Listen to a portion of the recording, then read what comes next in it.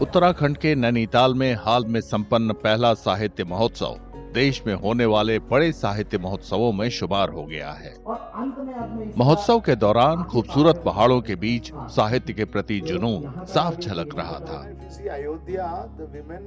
चार खेत के मनमोहक नजारों के बीच माउंटेन मैजिक रिजॉर्ट में 25 से 27 अप्रैल तक साहित्य महोत्सव का आयोजन हुआ। 3 दिन चले सम्मेलन में 50 से ज्यादा लेखकों, कलाकारों, फिल्म निर्माताओं, संगीतकारों और विचारकों ने हिस्सा लिया।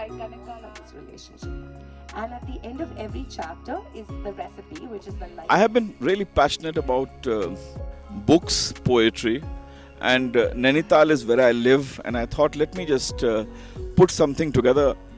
And when I thought of doing it, a lot of people came forward and supported me. We decided to make it inclusive, where there was space for everyone. People of Nainital are involved in the festival, in terms of the team, in terms of speakers, and we have tried to integrate people from the roots of Nainital and the region with speakers and artists from India and abroad. So these are reasons which have perhaps led to the popularity of this festival.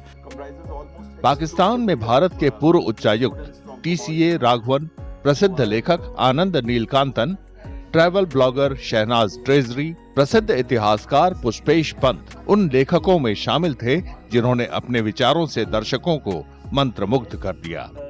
16 साल की अशनूर कौर अपने गृहनगर नैनीताल में इतना शानदार आयोजन देखकर अभिभूत थीं।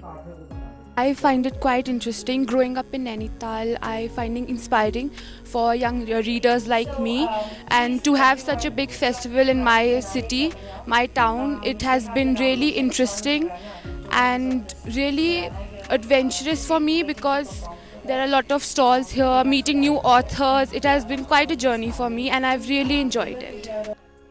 Thank you. महोत्सव में किताबों की दुकान मुख्य आकर्षणों में एक थी। यहाँ स्कूली छात्र और पाठक अपनी पसंदीदा किताबें खरीदकर लेखकों के हस्ताक्षर लेने के लिए बेताब थे। पूर्व राजनयिक और स्लमडॉग बिलियनेयर के लेखक विकास स्वरूप और मशहूर उपन्यासकार शोभा डे साहित्य महोत्सव के आयोजन से बेहद खुश हुए। I am very impressed with not only the organization of this festival, but also the quality of the lineup that they were able to get for their inaugural edition. You know, I think we had conversations on a whole range of issues, from history to philosophy to politics to dance to music and of course literature. So from that point of view, I thought it was a very well-arranged program. This is very special because honestly, I've been to literature festivals across the globe, but never have I been to a literature festival with a setting as rugged, beautiful, mystical, magical and inspiring as the Nainital Film Literature Festival. Also, what they're doing here, I like the way it was curated. I like the thought leaders who were here. It wasn't just the usual suspects.